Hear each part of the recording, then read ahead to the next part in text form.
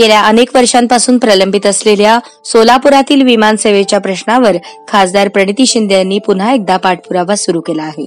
सोलापुरातून लवकरात लवकर विमानसेवा सुरू व्हावी यासाठी खासदार प्रणिती शिंदे यांनी केंद्रीय नागरी विमान वाहतूक मंत्री राममोहन नायडू किंजरापू यांची भेट घेऊन त्यांना निवेदन दिले. सोलापूरच्या विकासासाठी विमानसेवा अत्यावश्यक असल्याचे नमूद करत त्यांनी मुंबई, दिल्ली, हैदराबाद, तिरुपती यांसारख्या प्रमुख शहरांमध्ये थेट विमानसेवा सुरू करावी अशी मागणी केली.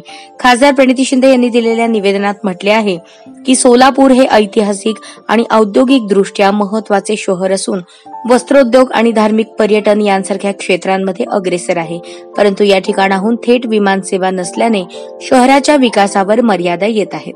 सोलापुरातील व्यावसायिक, विद्यार्थी आणि पर्यटक यांना प्रवासात अनेक अडचणींचा सामना करावा लागत आहे. त्यामुळे सोलापुरातून मुंबई, दिल्ली, तिरुपती, बंगळुरू आणि हैदराबाद यांसारख्या प्रमुख शहराशी थेट विमानसेवा सुरू झाल्यास आर्थिक, औद्योगिक आणि पर्यटनाच्या दृष्टीने सोलापूरचा विकास वेगाने होईल. सोलापूर शहरातील होडगी रोड विमानतळाचा प्रश्न गेल्या अनेक वर्षांपासून प्रलंबित आहे. काही महिन्यांपूर्वीच या विमानतळाचे नूतनीकरण करण्यात आले आणि पंतप्रधान नरेंद्र मोदी यांच्या हस्ते त्याचे लोकार्पण करण्यात आले. त्यानंतर सोलापुरातून विमानसेवा सुरू होईल अशी अपेक्षा होती.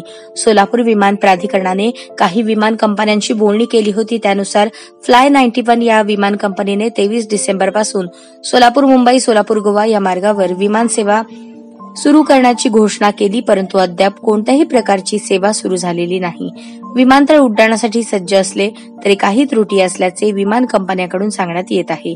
विशेषतः इंधन भरण्याची सुविधा उपलब्ध नसल्याने विमानसेवा उशिराने सुरू होत असल्याचे स्पष्ट झाले आहे.